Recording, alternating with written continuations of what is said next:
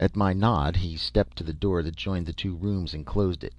When he faced me again, it was with features working into lines of amusement that suddenly found utterance in booming laughter. "Ha!" he roared. "Do you know who beautiful Lisa is? She is Fitch." "Fitch? You're mad. She's glorious, and Fitch is plain and scrawny and ugly. Do you think I'm a fool?" "You ask an embarrassing question," chuckled the professor. "Listen to me, Dixon. The woman you saw was my secretary, Miss Fitch, seen through the eyes of Carter. Don't you understand? The idiot Carter's in love with her." I suppose I walked the upper levels half the night, oblivious alike of the narrow strip of stars that showed between the towering walls of 21st century New York and the intermittent roar of traffic from the freight levels. Certainly this was the worst predicament of those into which the fiendish contraptions of the great Van Manderpoots had thrust me. In love with a point of view. In love with a woman who had no existence apart from the beglamoured eyes of Carter. It wasn't Lisa Fitch I loved. Indeed, I rather hated her angular ugliness. What I had fallen in love with was the way she looked to Carter, for there is nothing in the world quite as beautiful as a lover's conception of his sweetheart. This predicament was far worse than my former ones. When I had fallen in love with a girl already dead, I could console myself with the thought of what might have been. When I had fallen in love with my own ideal, well, at least she was mine, even if I couldn't have her. But to fall in love with another man's conception! The only way that conception could even continue to exist was for Carter to remain in love with Lisa Fitch, which rather effectually left me outside the picture altogether. She was absolutely unattainable to me. For heaven knows I didn't want the real Lisa Fitch. Real meaning, of course, the one who was real to me. I suppose in the end Carter's Lisa Fitch was as real as the skinny scarecrow my eyes saw. She was unattainable. Or was she?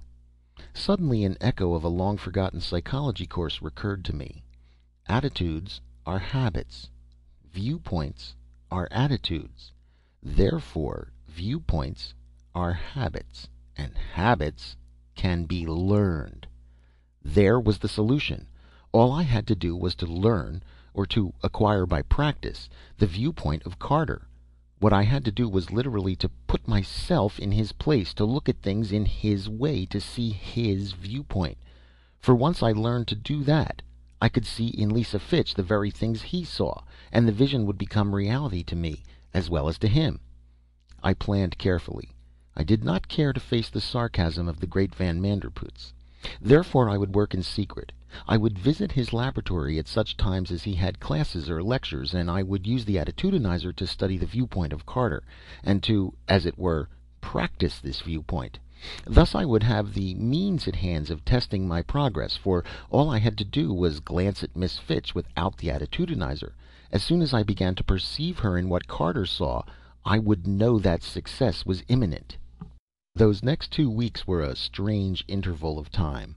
I haunted the laboratory of Van Manderpoots at odd hours, having learned from the university office what periods he devoted to his courses.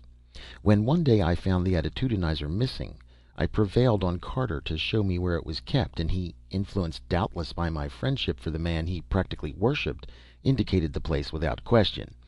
But later I suspect that he began to doubt his wisdom in this, for I know he thought it very strange for me to sit for long periods staring at him.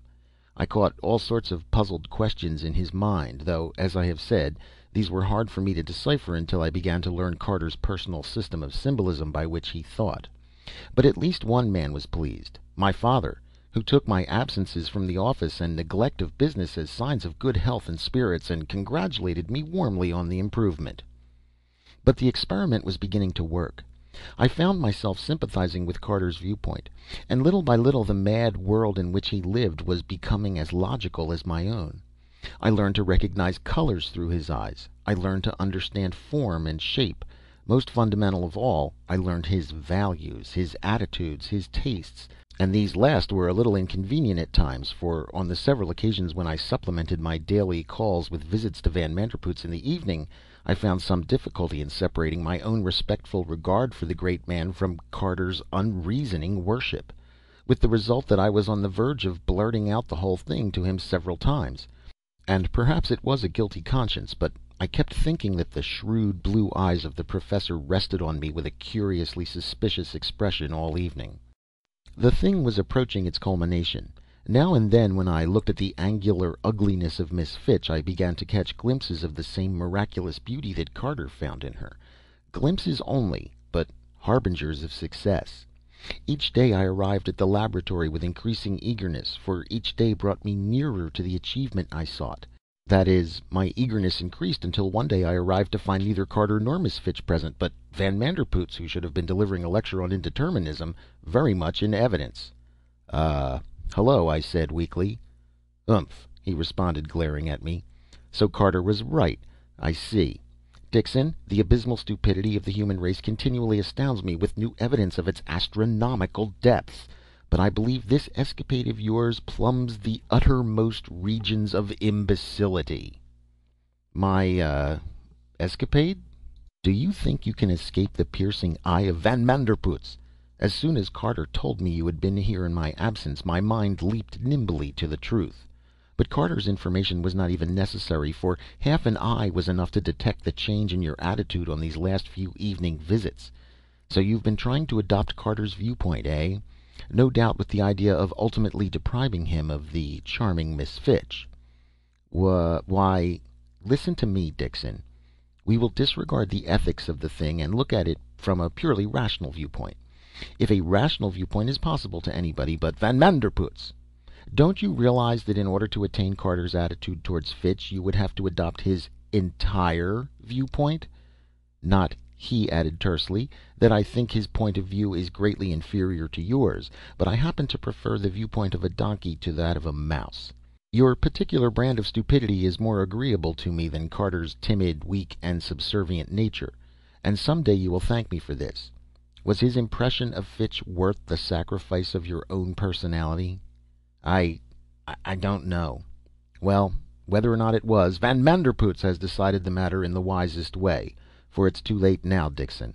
I have given them both a month's leave, and sent them away on a honeymoon. They left this morning. End of The Point of View by Stanley G. Weinbaum.